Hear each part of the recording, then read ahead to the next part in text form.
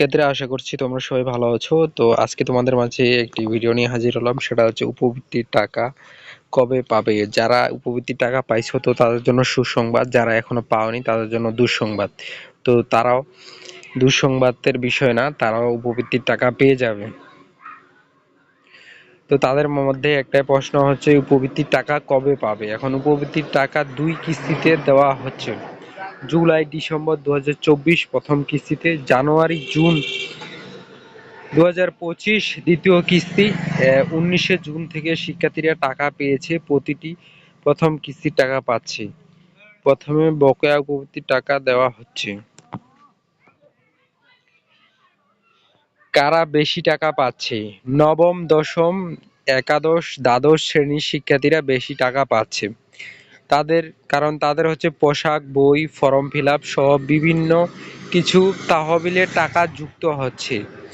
বিজ্ঞান বিভাগের শিক্ষার্থীগুলো তুলনামূলকভাবে বেশি টাকা পাচ্ছে, কারণ তাদের একটু খরচ বেশি। তারপর দ্বিতীয়ত হচ্ছে কারা আবার উপবৃত্তির টাকা পাবে। উপবৃত্তির টাকা জুলাই মাস প্রথম সপ্তাহ পর্যন্ত চলমান থাকবে। যারা প্রথম কিস্তিতে টাকার পর দ্বিতীয় কিস্তির টাকা পাবে, অনুদানের টাকা পাবে, তাদেরকে দেওয়া হবে। অনুদানের এখনো রেজাল্ট হয়নি, অনলাইনে রেজাল্ট আসবে। আর যাদের এমনিতে মেসেজ করে দিয়েছে তো তাদের রেজাল্ট আসতেছে, তারা পাবে দ্বিতীয় কিস্তিতে। এরপর হচ্ছে উপবৃত্তির টাকা কোন ক্লাসে কত দিচ্ছে, এটা সবারই প্রশ্ন, অনেকেই কমেন্ট করে ভিডিওর মধ্যে।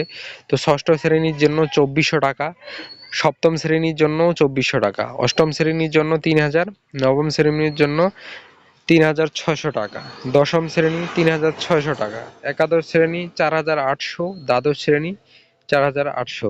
তো আজকের ভিডিওটা এ পর্যন্তই। তো তার আগে আরেকটা কথা, উপবৃত্তির টাকা কোন ক্লাসে কত দিচ্ছে। যারা উপবৃত্তির জন্য অভিভাবকের এনআইডি কার্ড ভেরিফিকেশন, নগদ মোবাইল ব্যাংকিং যুক্ত করেননি, তারা উপবৃত্তির টাকা পাবে না। তারা শীঘ্রই স্কুল বা কলেজে যায় এটা সংশোধন করে নিয়ে আসো।